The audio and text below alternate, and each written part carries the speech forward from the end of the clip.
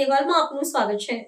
શિક્ષણ ધામ બન્યું શરાબધામ। વડોદરાના વોર્ડ નંબર 4ના રામદેવનગરમાં આવેલા નંદઘરમાંથી દારૂની ખાલી બોટલોના ઢગલા મળતા ખળભળાટ। વડોદરા શહેર ધીરે ધીરે દારૂ અને ડ્રગ્સના રવાડે ચડતું જઈ રહ્યું છે। એનું જીવતું ઉદાહરણ વોર્ડ નંબર 4માં ખોડિયારનગર વિસ્તારમાં આવેલા રામદેવનગર 6 નંદઘર છે।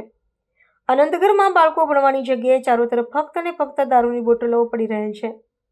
આ સમગ્ર મામલો યુથ કોંગ્રેસ પ્રમુખ પવન ગુપ્તા દ્વારા ખુલ્લો પાડવામાં આવેલ હતો અને એની યોગ્ય તપાસ કરવાની માંગ કરી હતી।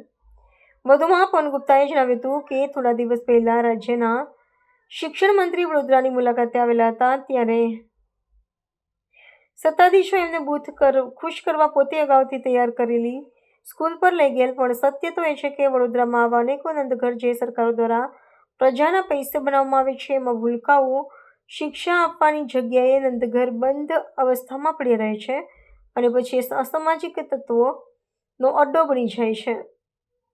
ત્યારે સરકારે આ બાબતે જલ્દથી જલ્દ ધ્યાન આપી આવી પ્રવૃત્તિઓ રોકવી જોઈએ।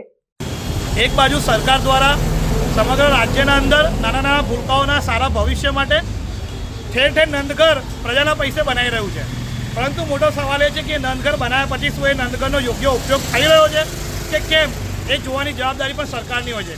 ત્યારે વડોદરા શહેરના પ્રથમ નાગરિક મેયરના વોર્ડમાં આવેલું રામદેવનગર 6 નંબરનું નંદઘર કે જે ખોડાનગર પાસે આવેલું છે, એ નંદઘર સંપૂર્ણ બંધ અવસ્થામાં જોવામાં મળ્યું અને એનાથી પણ વિશેષ એ બંધ નંદઘરના ચારો તરફ ખાલી દારૂની બોટલોનો ઢગલો જોવા મળ્યો। એટલે ક્યાંક ને ક્યાંક શિક્ષણનું ધામ એક શિક્ષણનું નહીં પરંતુ નશાનું ધામ બની ગયું છે અને વડોદરા શહેરમાં જે ભૂલકાઓનું ભવિષ્ય બનાવવા માટે નંદઘર બનાવવામાં આવી રહ્યા છે, એ નંદઘર ક્યાંક ને ક્યાંક આવા અસામાજિક તત્વોનો અડ્ડો બની રહ્યો છે। ત્યારે પાછલા જ દિવસમાં વડોદરા શહેરના અંદર ગુજરાતના શિક્ષણ મંત્રી આવ્યા હતા, એમને ખુશ કરવા માટે માનીતાઓએ અગાઉથી તૈયાર કરેલા સ્કૂલો પર લઈ જઈને વિઝિટ કરાવડાવી દીધી હતી, પરંતુ સત્યતા એ શિક્ષણ મંત્રીને ક્યાંક ને ક્યાંક જોવા માટે દૂર કરી દેવામાં આવ્યા હતા। ત્યારે પાલિકા દ્વારા બી અને શિક્ષણ મંત્રી પાસે બી અમારી એક જ માંગ છે કે પ્રજાના પૈસે બનેલા આવા નંદઘરોને સુવ્યવસ્થિત રીતે ચાલુ કરી દેવામાં આવે અને બંધ નંદઘરો કે જે અસામાજિક તત્વોનો અડ્ડો બની ગયો છે ત્યાં પોલીસ દ્વારા સઘન ચેકિંગ કરીને